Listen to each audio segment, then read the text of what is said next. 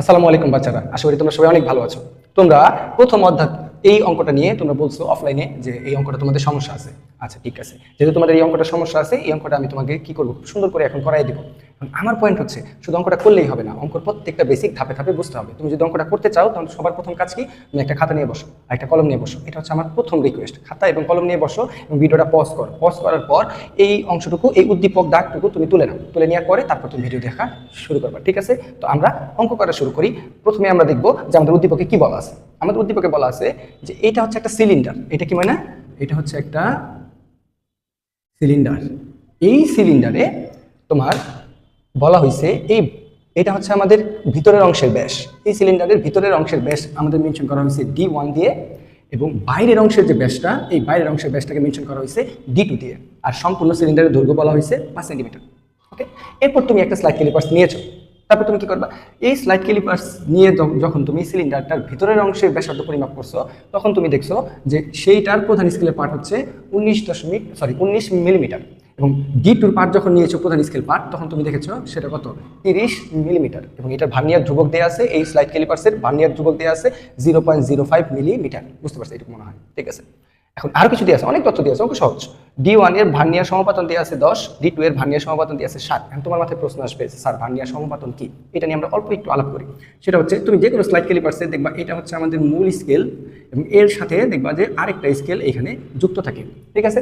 তো এই স্কেলটারও কিছু পার্ট থাকে, 1 2 3 4 5 6 7 8 9 10 এরকম এরকম এরকম এরকম এরকম পার্ট থাকে। মূল স্কেলেরও তো আমাদের পার্ট থাকবে, তাই না? মূল স্কেলেরও আমাদের অনেক অনেক পার্ট থাকে। ধরো ধরো খুবই খারাপ চিত্র হয়েছে, তারপর তুমি মনে করে নাও যে এটাই তোমার হচ্ছে কাঙ্ক্ষিত সাইড, তোমার স্লাইড ক্যালিপার্স। এটা দিয়ে তুমি মনে করো কোন একটা বস্তুর দৈর্ঘ্য মাপবা বা ব্যাস মাপবা, এই তোমার টার্গেট। ধরো বস্তুটা হচ্ছে এইটা, তাহলে তুমি স্লাইড ক্যালিপার্সের, এটা হচ্ছে আমাদের মেইন স্কেল, হ্যাঁ, আর উপরে হচ্ছে আমাদের স্লাইড ক্যালিপার্স, ঠিক আছে? এখন তোমার কাজ কি, তুমি যখন এইটার এখানে বসাবা, তখন এই স্কেলটা হালকা করে এদিকে সরে আসবে, অর্থাৎ স্কেলটা তোমার এইখানে চলে আসবে।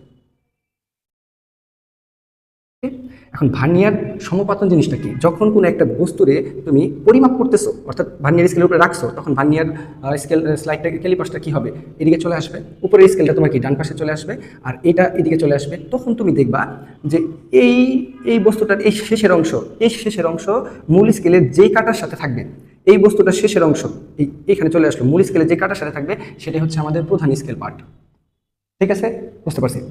এরপরে তুমি দেখবা এই ভার্নিয়ার স্কেলের কোনো না কোনো দাগ মূল স্কেলের কোনো না কোনো দাগের সাথে একেবারে মিলে যাবে, অর্থাৎ এই রকম হয়ে যাবে, অর্থাৎ এটা কি একেবারে মিলে গেছে, অর্থাৎ এটা হচ্ছে আমাদের ভার্নিয়ার সমপাতন। তো মূল স্কেল পার্ট বুঝতে পারছো? যখন বস্তুটা নেওয়ার পরে কি হবে, ভার্নিয়ার স্কেলটা সাইডে সরে যাবে, তখন ওই মূল যেই বস্তুটা তুমি দৈর্ঘ্য বা ব্যাস মাপতেছো, ওই বস্তুটা যখন তোমার এইখানে চলে আসবে, তখন কি দেখবা মূল স্কেল একটা পার্ট দেখাচ্ছে যে সেই মূল স্কেলের এতটুকু চলে আসছে। সে মূল স্কেলের কি করছে, এইখান থেকে এই পর্যন্ত চলে আসছে, তাহলে সেটা তোমার মূল স্কেল পার্ট, তুমি পাইলা। মূল স্কেল পার্ট আমরা M দিয়ে প্রকাশ করি, M। এরপর ভার্নিয়ার সমপাতনের ক্ষেত্রে তুমি কি চিন্তা করবা, যে ভার্নিয়ার স্কেলের কোনো একটা দাগ মূল স্কেলের কোনো একটা দাগের সাথে একদম হুবহু মিলে যাবে, ওইটাই হচ্ছে আমাদের কি, ভার্নিয়ার সমপাতন, ঠিক আছে?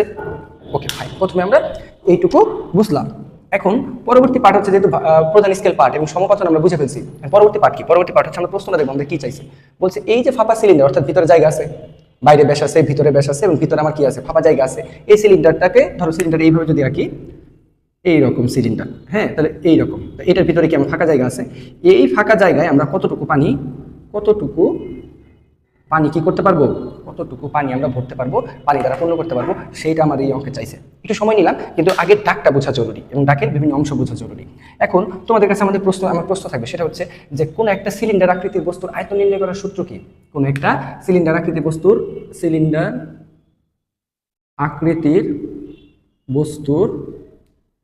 আয়তন নির্ণয়ের সূত্র হচ্ছে πr²h, ঠিক আছে? এইখানে আরটা কি আমাদের ব্যাসার্ধ, মনে রাখবে এখানে আরটা কি আমাদের ব্যাসার্ধ। এখন তোমার এই অঙ্কের মজার জিনিস বলি, এই অঙ্কের মজার জিনিস হচ্ছে, তুমি এই সিলিন্ডারটা নিছো, তুমি বাইরের ব্যাস জানো আর হচ্ছে ভিতরের ব্যাস জানো, ভিতরের ব্যাস হচ্ছে D1, বাইরের ব্যাস হচ্ছে আমাদের D2। এটার মূল এই D1 এর জন্য প্রধান স্কেল পার্টটাও তুমি জানো, D2 এর জন্য প্রধান স্কেল পার্টটাও তুমি জানো, ভার্নিয়ার ধ্রুবকও তুমি জানো, এটার জন্য সমপাতন জানো, এটার জন্য সমপাতন জানো। তুমি নর্মালি চিন্তা করো যে আমরা বাইরের আয়তন থেকে, হ্যাঁ, মানে বাইরের কি আমাদের মোট আয়তনটা থেকে, বাইরের আমাদের মোট আয়তনটা থেকে যদি ভিতরের আয়তনটা বাদ দিয়ে দিই, তাহলে যে অংশটুকু, যে আয়তনটুকু থাকে, ওই আয়তন নিয়ে আমার ভাবা জায়গা, এই জিনিসটা বোঝার চেষ্টা করো। বাইরের ব্যাসার্ধ D2, অর্থাৎ এই D2 এর জন্য যে আয়তন হবে এবং ভিতরের ব্যাসার্ধ হচ্ছে D1, এই D1 এর জন্য যতটুকু ব্যাসার্ধ হবে, এই D2 থেকে D1 টুকু বাদ দিয়ে দিলে আমাদের কি বের হয়ে যায়? ভিতরের ব্যাসার্ধ বের হয়ে যায়। আর ভিতরের ব্যাসার্ধ বের হলে ওই ব্যাসার্ধ দিয়ে আমরা পাই আর স্কয়ার এইচ দিয়ে আমরা খুব সহজে কি নির্ণয় করতে পারবো? খুবই সহজে ভিতরের ফাঁপা আয়তনটুকু নির্ণয় করতে পারবো। আয়তন যদি নির্ণয় করতে পারি তখন ইনশাল্লাহ আমরা কতটুকু পানি দ্বারা পূর্ণ করতে পারবো আমরা সেটাও নির্ণয় করতে পারবো। তাহলে প্রসেস কি? প্রসেস নাম্বার 1, প্রথম কথা হচ্ছে আমরা দেখব যে যেহেতু আমাদের ব্যাসার্ধ নিয়ে খেলা, যেহেতু আমাদের সূত্র হচ্ছে পাই আর স্কয়ার এইচ, সেহেতু তোমার কি তোমার ব্যাসার্ধ বের করতে হবে। এন্ড ব্যাসার্ধ তুমি তো স্লাইড ক্যালিপার সাথে ব্যাসার্ধ বের করতে পারো না, তুমি কি বের করতে পারো? তুমি ব্যাস বের করতে পারো। আর তুমি যেহেতু এখন 10-এ পড়ো, তুমি খুব সহজে বা 9-এ উঠছো, তুমি খুব ভালোভাবেই জানো যে ব্যাসকে 2 দিয়ে ভাগ করলে আমরা কি পাই? আল্লাহর রাস্তায় ব্যাসার্ধ পেয়ে যায়। খুব আহামরি কঠিন তো কিছু না। তাহলে আমাদের লাগবে এই আর এর মান, যদি আমরা এইটার ব্যাসার্ধ, বাইরের সম্পূর্ণ ব্যাসার্ধ এবং ভিতরে ব্যাসার্ধ বের করতে পারি, তাহলে তো আমরা বাইরের আয়তনটা বের করতে পারবো, ভিতরের আয়তনটা বের করতে পারবো। এইটুকু যদি বুঝি তাহলে আমরা অঙ্ক ফাইনালি শুরু করি। অনেকক্ষণ সময় নিয়ে নিলাম। আচ্ছা ঠিক আছে, এই অঙ্কগুলো একটু সময় নিয়ে বুঝতে হবে। হ্যাঁ, এই অঙ্কগুলো তোমাদের সময় নিয়ে বুঝতে হবে। তাইলে D1 ব্যাসার্ধের ক্ষেত্রে D1 মানে এই D1 ব্যাসার্ধটা কত সেটা আমরা স্লাইড ক্যালিপার দিয়ে খুব সহজে মাপতে পারি। সেটা সূত্র কি? D1 সমান লিখতে পারি M মানে প্রধান স্কেল পার্ট গুণন V, এটা হচ্ছে সমপাতন, গুণন VC, এটা হচ্ছে ভার্নিয়ার ধ্রুবক। তুমি খেয়াল করে দেখো, প্রধান স্কেল পার্ট M তোমার জানা আছে, খুব সহজে পারবে তুমি। দ্বিতীয় অংশ চিন্তা করো, সমপাতন V, D1 এর ভিও তোমার দেওয়া আছে। আমাদের তৃতীয় অংশ দেখো VC, তুমি VC মান জানো 0.05, অর্থাৎ সবগুলো মান জানা আছে। তোমার ব্যাসার্ধ বের করা পানি ভাত। তোমার মূল টার্গেট কি? মূল টার্গেট হচ্ছে বাইরের ব্যাসার্ধ বের করে তার আয়তন বের করবো, ভিতরের ব্যাসার্ধ বের করে তার আয়তন বের করবো। বাইরেরটা থেকে ভিতরের অংশটুকু বাদ দিয়ে দিলে তো মধ্যবর্তী ফাঁকা জায়গাটা আমরা পাবো। বুঝতে পারছি? ওকে, তাহলে এখানে তুমি যদি মান বসাও 19 + 10 গুণন 0.05, তাহলে এটার মানটা কত আসে আমরা একটু মানটা দেখে নেই। মানটা হচ্ছে 19.5 মিলিমিটার। 19.5 মিলিমিটার যে আসলো, এটা তুমি কি করতে পারো? সেন্টিমিটার বানিয়ে নিতে পারো। সেন্টিমিটার বানালে কি করতে হবে? আমাদের 10 দিয়ে ভাগ করতে হবে সেন্টিমিটার। তাহলে আমাদের কত হবে? 1.95 সেন্টিমিটার। তাহলে কি তুমি কিন্তু এই ভিতরের অংশের ব্যাসটা জানে ফেলছো। তাই ভিতরের অংশের ব্যাস যদি জানো, তাই ভিতরের অংশে আয়তন বের করা যাবে না। যেহেতু সিলিন্ডারের আয়তনের সূত্র কি? D1 এর ক্ষেত্রে সিলিন্ডারের আয়তনের সূত্র কি আমাদের? পাই আর স্কয়ার এইচ। এখন তোমার তো এখানে পাইছো D, তাই এটা তুমি দিতে কনভার্ট করে নাও, তাহলে হলো। আমরা চাপ নেওয়ার তো কিছু না, এটা তুমি কি করে নাও? দিতে সুন্দর করে কনভার্ট করে নাও। তাহলে 3 পয়েন্ট, আচ্ছা আমি আগে পাই রাখি। পাই এটা কি আমাদের D/2, এটা D1 whole square into H. এই এইচটা কোনটা? এই যে দৈর্ঘ্য। এইচটা কোনটা আমাদের? এই যে দৈর্ঘ্য 5 সেন্টিমিটার। ওকে, তাহলে পাই D1 স্কয়ার বাই 4 গুণন এইচ, আমরা 1/4 পাই D1 স্কয়ার ইন্টু এইচ খুব সহজেই লিখতে পারি। তাহলে এটা তো সূত্র। দেখো এই সূত্র তুমি কোন জিনিসটা জানো না? সবই জানো। তুমি এইচ এর মান জানো হচ্ছে 5 সেন্টিমিটার, D1 এর মান জানো তুমি কত? 1.95 সেন্টিমিটার, পায়ের মান তুমি জানো 3.1416, আর 1/4 তো তুমি জানো ধ্রুবক মান। তাহলে এইটা কি? তুমি এইটুকুর ভিতরের এই সিলিন্ডারের ভিতরের আয়তনটুকু পেয়ে গেলা। সিলিন্ডারের ভিতরের আয়তন। আচ্ছা, এরপর তুমি বোর্ডের এই পাশে আসো। D2 ব্যাসার্ধের ক্ষেত্রে D2 ব্যাসার্ধের ব্যাসার্ধ লেখাটা ভুল হয়েছে আমার। D2 ব্যাস হবে। D2 ব্যাসের ক্ষেত্রে, কারণ তোমার ব্যাস দেওয়া আছে, ব্যাসার্ধ তো দেওয়া নেই। D2 ব্যাসের ক্ষেত্রে তুমি কি করবা? D2 ব্যাসটা বের করো। সুন্দর, M দেওয়া আছে, প্লাস V দেওয়া আছে, প্লাস VC দেওয়া আছে। তুমি জানো দ্বিতীয় ব্যাসার্ধের প্রধান স্কেল পার্ট কত? 30 মিলিমিটার। তুমি লিখলা 30 মিলিমিটার, ধরো এই দিয়ে দিলাম। এটা কত আমাদের? 7, ভার্নিয়ার ধ্রুবক 0.05। এটার মানটা দেখে নি কত আসে? এটার মানটা আসে হচ্ছে আমাদের 30.35 মিলিমিটার, বা হচ্ছে আমাদের এটা যদি আমরা 10 দিয়ে ভাগ করি 3.035 সেন্টিমিটার। আমার মনে হয় তোমরা ব্যাসার্ধ বের করা খুবই সহজ। ব্যাসার্ধ বের করলাম। এখন তাহলে আয়তন, তাহলে D2 এর ক্ষেত্রে সিলিন্ডারের আয়তন। আবার একই জিনিস, তুমি আয়তনের সূত্র কি জানো? পাই আর স্কয়ার এইচ। যেহেতু আমাদের আর জানা নাই, D জানা আছে, ওটা ডিতে কনভার্ট করে নিতে পারি। তাহলে এটার মান আসতেছে D2/2 whole square into H. এখানে এইচ এর মান কত? 5 centimetre. Pi D2 whole square by 4 গুণন এইচ, তাহলে এটা 1/4 পাই D2 স্কয়ার ইন্টু এইচ।